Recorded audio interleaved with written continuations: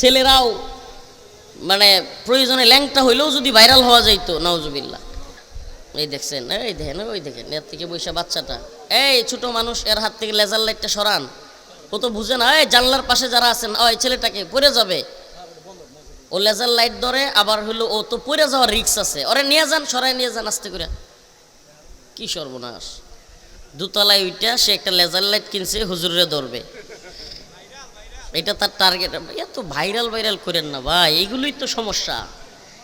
এই সোশ্যাল মিডিয়ার যুগে এই তথাকথিত ভাইরালিজম আমাদেরকে অর্ধ অলঙ্ঘ করে ফেলছে।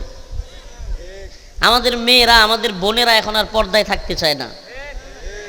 কি বাজে কালচার তৈরি হয়েছে। ছেলেরাও মানে প্রয়োজনে ল্যাংটা হইলেও যদি ভাইরাল হওয়া যাইতো, নাউজুবিল্লাহ।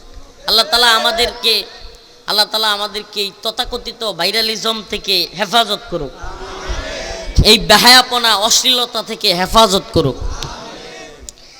আমি হুজুর যখন কালেকশন করতেছিল না, তখন আমি মনে মনে চিন্তা করতেছিলাম, সুবহানাল্লাহ, এই যে হাজার হাজার যুবক, হুজুর তাকায়া দেখেন এই প্রোগ্রামে, আমার বিশেষ করে আমি বা আমরা যে প্রোগ্রামগুলোতে যাই, 80% থাকে যুবক। নুর আলম ভাই, 80% আপনি খেয়াল করেন যুব সমাজ।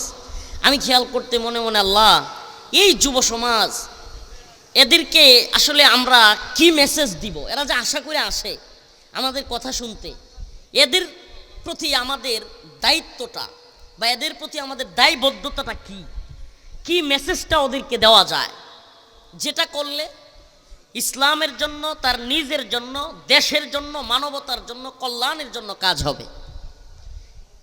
মাঝে মাঝে মনে মনে এগুলো চিন্তা করি যে আসলেই কিছুক্ষণ কথা বললাম, এলোমেলো বিভিন্ন বিষয়ে কথা বললাম, প্রোগ্রাম শেষ, চলে গেলাম, ওরাও হয়তো হাদিয়া দিল, কিন্তু না, এই দায়ীদের একটা দায়বদ্ধতা, আমরা যারা দায়ী এদের একটা দায়বদ্ধতা আছে।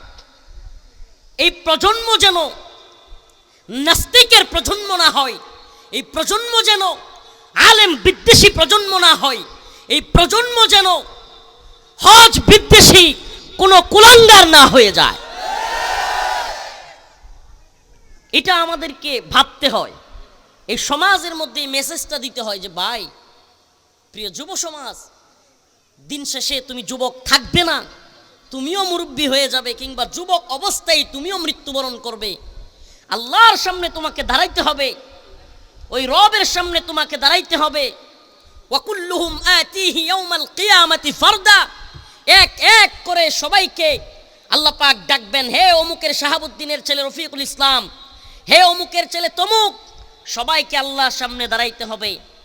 জবাব না দিয়া আল্লাহর সামনে থেকে কেউ এক বিন্দু এদিক সেদিক যেতে পারবে না। তাইলে আমাদের এই যুব সমাজকে আখিরাতমুখী করা, আল্লাহর মুখী করা, এটা কি আমাদের দায়িত্ব না? তো যেটা বলতেছিলাম, বারহাট্টায় তো যখন উত্তপ্ত হয়ে গেছে মানুষ, আসলে সব কিছু কিন্তু প্ল্যানিং করে হয় না।